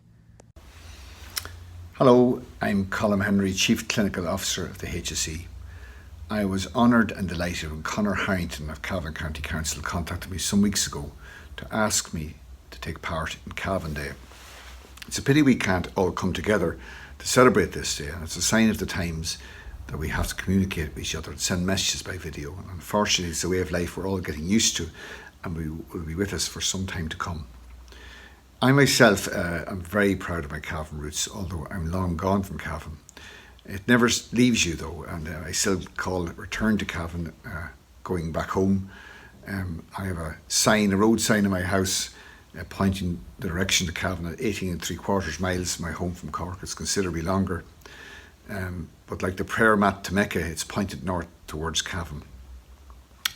My children have attended many an Ulster Championship match with me, usually a long disappointed road back home. Indeed, in my house, I have a bottle of rare Scotch whisky, which I promised to open up the next time Cavan win an Ulster final. My son tells me the bottle will be safe for a few years yet. I've nothing but positive memories of Cavan, Cavan town where I grew up. There was a great community spirit in that town.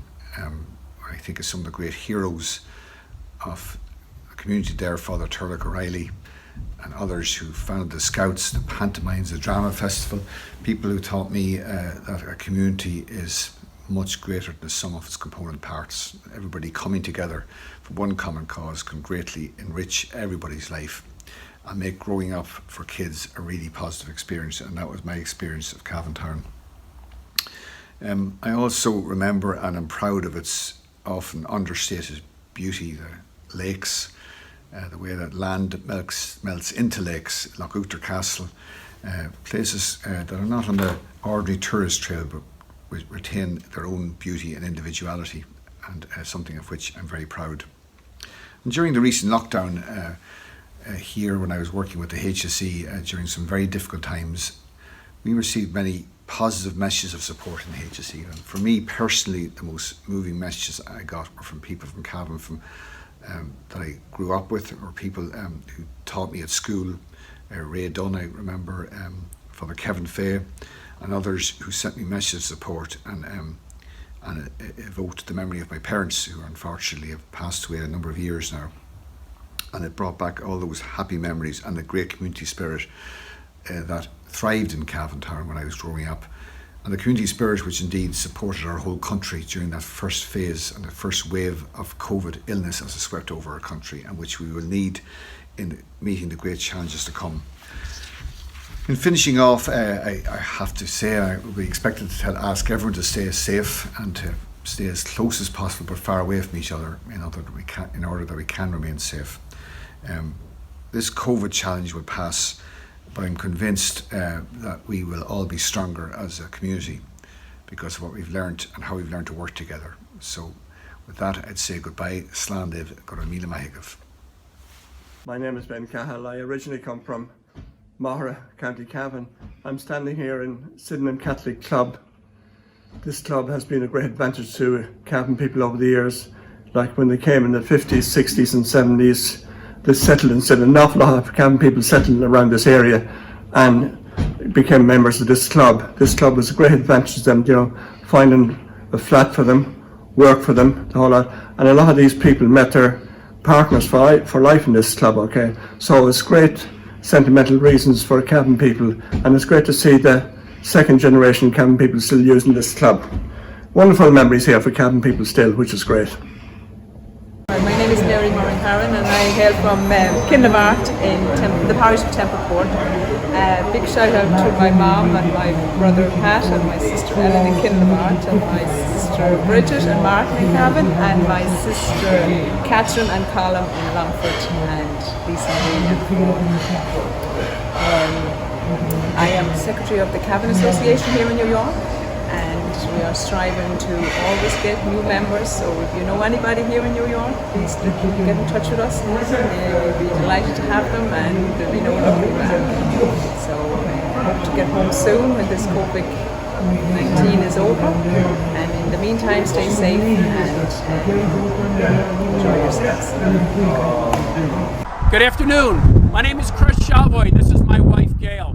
Cavan holds a very special part in my heart as my third great-grandparents are from Cavan. Last year, the Rochester Sister Cities organization visited Cavan as our sister county. I'd like to thank Tommy Ryan and Shane O'Reilly for having us and treating us to such a wonderful time. We were on board to come out to see you this summer, but unfortunately we know what happened. But look forward to meeting you all in 2021. God bless from the United States of America. Take care and enjoy Cavan Day 2021. Cavan.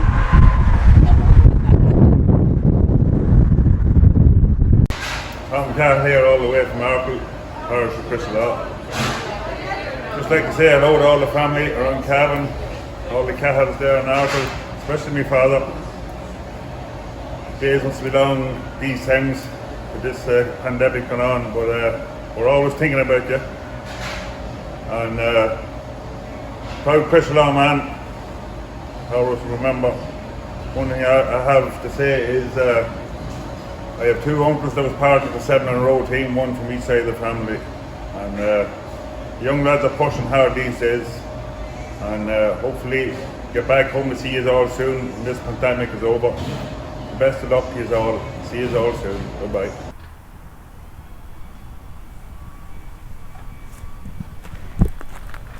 Bonjour à toutes et à tous, je suis très heureux au nom du conseil municipal de Jaunet-Marigny et de tous ses habitants de vous envoyer un message de fidélité et d'amitié des habitants de Jaunet-Marigny aux habitants de Cavan. Je crois que c'est une longue histoire d'amitié depuis la fin des années 80 et depuis nous avons toujours réussi à maintenir des liens forts entre les familles, entre les jeunes aussi. Et je me souviens d'ailleurs qu'à la fin des années 80, j'avais cette chance de découvrir Cavan et sa bonne humeur et tout son patrimoine. Donc un grand merci à vous, on pense fort à vous dans cette période sanitaire où les échanges sont un peu plus compliqués. Mais sachez que les habitants de Jaunet-Marigny sont très attachés à Cavan et espèrent bien renouer encore plus fortement les liens qui sont entre eux. Oui, bonjour amis de Cavan, moi c'est Jean-Paul, je suis un petit peu le vétéran du jumelage entre nos deux villes. Je suis ici aujourd'hui pour effectivement vous souhaiter un Cavan Day virtuel excellent qui se concrétisera vraisemblablement en août puisque a priori vous avez l'intention de le reconfirmer l'année prochaine en 2021. Voilà, je souhaite que bien sûr cette pandémie n'entrave pas nos relations, que nous puissions continuer effectivement à des échanges qui qui se concrétise par des voyages en Irlande, mais également par votre venue chez nous à l'occasion de la foire au vin, etc. Toutes les manifestations qu'il nous est possible d'organiser. Voilà, je n'ai pas grand-chose de plus à vous dire, à part à bientôt sur la chaîne YouTube. See you soon. See you. Hello. My name is Dr. James Lynch. I am very proud to say greetings to everyone in Cavan. My mother is 96 years old. She lives in the house that I grew up in Elmhurst, New York, and she's a proud and strong West Cavan woman. My dad, Jimmy Lynch, lived everything in his life related to the Cavan people in New York. Because of them, I am very proud to have my friends and my family know what Cavan means to me. I miss all of you back in Ireland. Zoom and texts and emails are helpful, but it'd be very nice to see you in person. We hope next year that we get to see you then, and the absence will make our greetings all the better. Thank you, and have a great meeting among all the Cavan people from around the world. Hello, my name is Neil Fair and I'm from Killishandra in County Cavan, and I'm also involved with the Cavan Dublin Network. The Cavan Dublin Network was set up to connect Cavan people living and working in Dublin and the surrounding counties through business, social and cultural events. We hold most of our events in the very famous Cavan pub, the Boar's Head on Capel Street in Dublin 1, which is owned and run by Q and Anne Hurricane, both natives of Cavan. I would like to extend our greetings to all the Cavan people around the world, and we really hope you enjoy the virtual Cavan Day taking place on the 26th September. Take care. My name is Paul Smith. I'm from Carmagesterdone, County Cavan, Ireland. It's in the parish of Lara. I came here back in 1994 for a year or two, and all Cavan, when I got involved in Cavan out here, I never looked back. Vice President of the Cavan Association out here, helping Michael Riley over there with issues whenever they come up to try and keep the show going on 5th Avenue. And just a message to everybody at home, stay safe in this COVID times, and if any of you ever want to come to New York, look us up and we'll try and get this on the road here if you're interested in seeing. And that's all I have to say. And up Cavan. I just want to send regards to my father, Pat Smith, at home, and just thinking of you. We're not getting home to see you these days, so we'll be there soon enough. All right, thank you. Hello, Tom O'Connell here from your sister county in Western New York, the County of Monroe. On behalf of myself, County Executive Adam Bello, and our society, we send our greetings on Cavan Day 2020. We are, of course, all disappointed that the trip for Mayor O'Reilly and County Manager Tommy Ryan were canceled coming over in March. We were looking very much forward to getting to know and introduce them to our local Irish community and leaders, as well as taking a trip out to the $100 million award-winning Colonel Patrick O'Rourke Memorial Bridge, our common hero. We were equally disappointed in not being able that Cavan Day 2019 had to be canceled. But better days are coming, better days are ahead, and we'll resume our work. As chairman of the Sister City Committee with Waterford and Rochester, over the last 12 years, we've been able to develop great partnerships at all levels in our communities, from City Hall to Chambers of Commerce to Bausch & Lomb has a plant in both cities, and we have great partnerships in our colleges. Not to mention great friendships and general citizens, and we get special guest status when we visit there. So I do want to share, we have a great interest in coming over. We only got to spend a day and a half in Cavan our last time, and our whole group is very eager to come and learn more of County Cavan and of its people.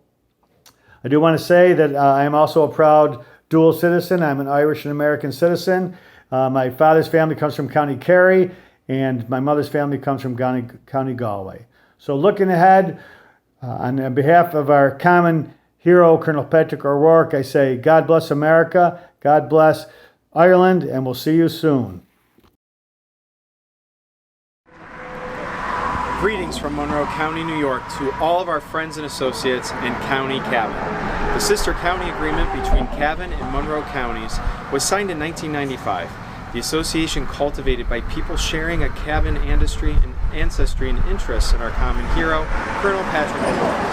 Although we're disappointed that the world pandemic caused us to postpone our planned partnering events this year, we're excited to look ahead and continue to support the recently renewed interest in our building on our kinship. The International Sister City County Organization was initiated by President Dwight Eisenhower back in 1956 after he witnessed people working across borders to rebuild Europe after World War II. This inspired him to create this organization to promote peace and common prosperity through citizen-to-citizen diplomacy.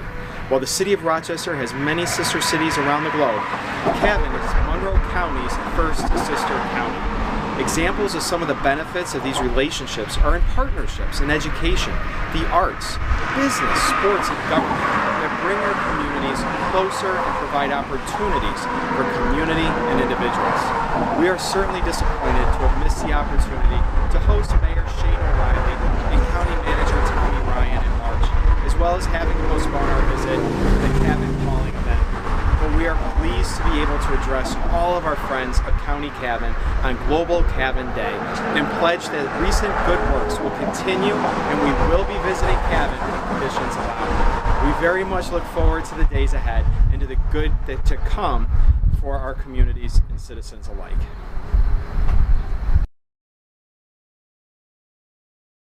Hi, my name is Michael O'Reilly. I hail from Mullahoran. I am the president of the Cavan Protective and Benevolent Association of New York. The Cavan Association is the oldest county association in the USA. It was founded in 1847 and we are proud to help continue flying the Cavan flag in New York today. I am also first Vice President of the United Irish Counties, an umbrella organisation of all the counties, who in conjunction with 4 other organisations raised and dispersed over $500,000 to help the Irish community in New York suffering hardships because of COVID. On a personal note, I want to send best wishes to my sisters Nolan Duffy and Dolores Smith and all who were involved in the Cavan Calling project. Hopefully we will see you there next year. How you doing? My name is Rory Dolan, originally from Killashonna, County Cavan. I'm glad to be here in the Killashonna room here in New York. I'd like to say hello to my mum at home, living outside Killashonna. I also like to remember my father, Seamus Dolan from Cavan, Senator Seamus Dolan. I'm here in New York for the last 35 years. If you ever come to New York, please call in here to Roy Dolan's. We give you a very warm Cavan welcome. Sorry we're not home with you in September, but hopefully we'll be there shortly.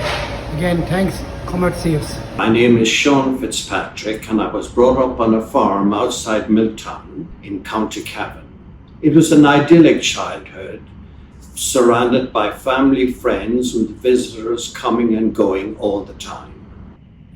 After completing my leaving certificate in St. Patrick's College, I moved to London in the mid-60s. I trained as a teacher at St. Mary's College and spent 10 years teaching maths and physics in a comprehensive school in West London. During this time, I played guitar in a band on the Irish circuit in London. I decided on a change of career, gave up teaching, and started a business in the construction industry. Today, the VGC Group has grown into a multi-million-pound business involved in civil engineering, railway contracting, and also expanding into vehicle rental, golf, and property. I've always been supportive of the Irish community in London. I support the Cavan Association and served as chairman of the London St. Patrick's Festival Ball Committee for many, many years.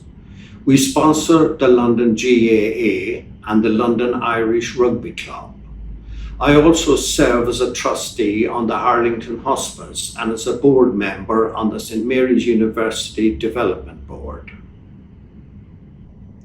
Although I've lived in London for many years, I still regard Cavan as home, and I still look forward to returning there regularly and spending time with friends and family.